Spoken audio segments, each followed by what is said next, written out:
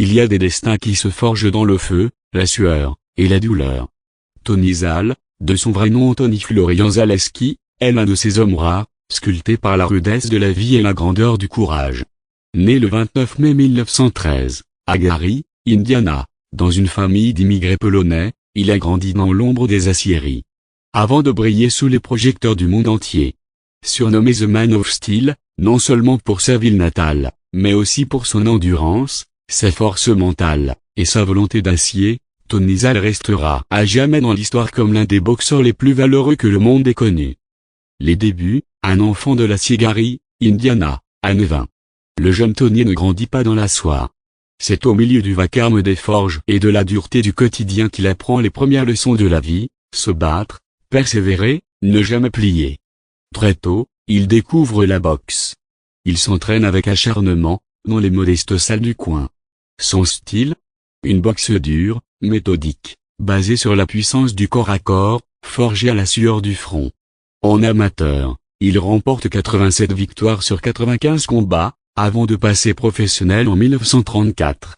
Mais sa carrière connaît un coup d'arrêt, surmené, il retourne brièvement travailler à l'usine. Pourtant, il n'abandonne pas. En 1937, il revient plus déterminé que jamais. Et cette fois, rien ne l'arrêtera. L'ascension du roi des poids moyens le 19 juillet 1940, il entre dans l'histoire en remportant le titre NBA des poids moyens face à Al Ostak, par KO il unifie les ceintures peu après. Le garçon d'acierie devient champion du monde. Une fierté immense pour sa communauté, un symbole pour les humbles. Mais en 1942, la Seconde Guerre mondiale éclate. Fidèle à ses valeurs, Tony Zal quitte les rings pour servir son pays dans la marine américaine pendant 3 ans. Il met sa carrière entre parenthèses, mais son cœur de boxeur, lui, ne dort jamais. La trilogie de légende contre Rocky Graziano à son retour, il n'est pas question de repos.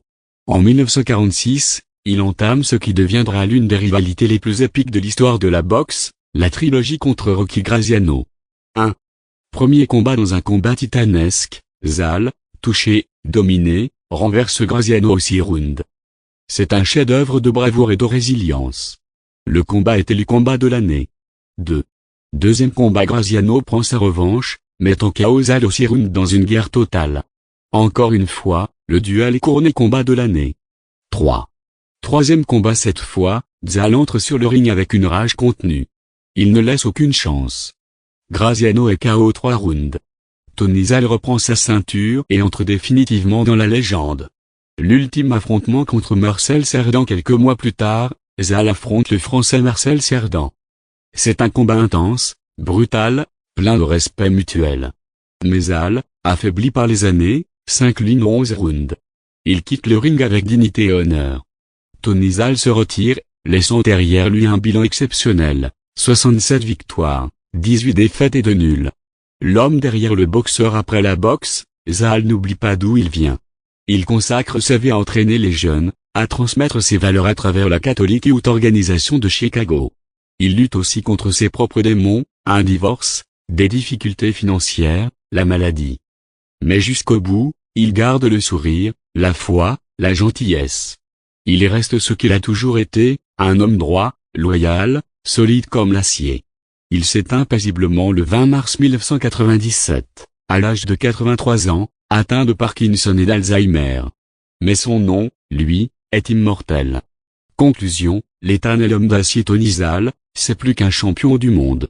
C'est une âme forgée dans le sacrifice, un point levé au nom des oubliés, une légende née de l'ombre pour briller à la lumière.